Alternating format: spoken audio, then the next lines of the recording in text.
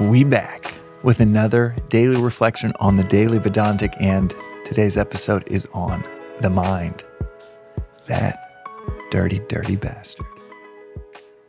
The mind is compared to a wildfire in Vedanta. And a wildfire does not get satisfied once it's had enough trees.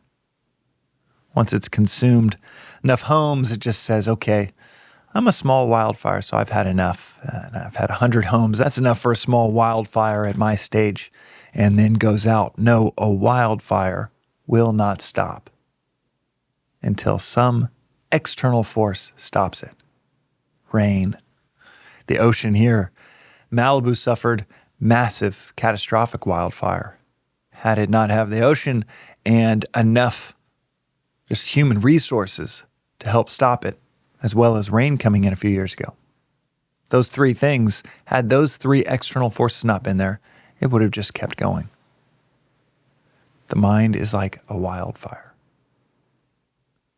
And desire, selfish desire, is what the mind does. Within the three equipments that we're given to navigate life, according to Vedanta, the body, the mind, and the intellect, you have these two inner equipments. The mind is where that's the seat of our likes, our dislikes, our preferences, our emotions, feelings. It is where we get attached to things. It's our preferences for perfect temperature, perfect weather, perfect tenor of dynamic between you and another person, your parents, your significant other, your children. It's all preferences and it's all mind. And agitation, stress, sadness, these all come from desire interrupted. They all come from the mind. The intellect is the equipment that's meant to guide the mind. And the intellect needs to be developed. We've covered this a handful of times on the podcast before. But the mind without the intellect is like a 5-year-old child without an adult in the room. Not just a wildfire that will consume everything in its path and without ever even an ounce of satiation, but it also will do extremely unwise things because it has no capacity to see the end in the beginning like the intellect does. Desire is like that wildfire. And one of the biggest aspects of the illusion, of the grand, monotonous illusion, is that, well, if I get a few more things, then I'll be happy. Then this wildfire will just, raging inside of me, will just go out. If I can get a few more things, if I can get that one more thing, the wildfire will just put itself out. And that's not how desire works. Desire is like the 10-headed hydra, where you chop off one head and two more grow back. It is impossible to reduce desires with the very thing, the mind, that is built to just desire more and more and more. The intellect, as I said, is the capacity to see the end in the beginning. It is the capacity to discern. And that ability to discern is that external force that can put out that wildfire, that can corral and guide the mind. A powerful mind, like fire itself, can be extremely valuable.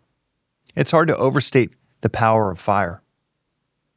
It can purify water in a pot. It can heat a home. It can power a 100-ton train. And do it all for the benefit of the community. But that's with someone, something, some force guiding it. That's what keeps it from being something that is beneficial to everyone around it and being destructive, insatiably destructive. That is the mind. So when it comes to today's reflection, it's not so much about reminding us of the roles of the intellect and the mind, of our three equipments, the body, the mind, and intellect. Although repetition is power, Reflection on those, I probably had to hear those concepts 100 times before the penny dropped, before it actually clicked in place. But it's more to call out and underscore the fact that you can't solve desire with the mind. Desire, like the mind, is insatiable. And when it comes to our life's desires, like I said, one of the biggest facets of the illusion is that if I can just get those 2, 3, 4, 5 things, if I could check off everything on my bucket list, I'll be free. That is an illusion. That is not reality. That's not how desire does or has ever worked. It is like the fire that will never stop until someone puts it out.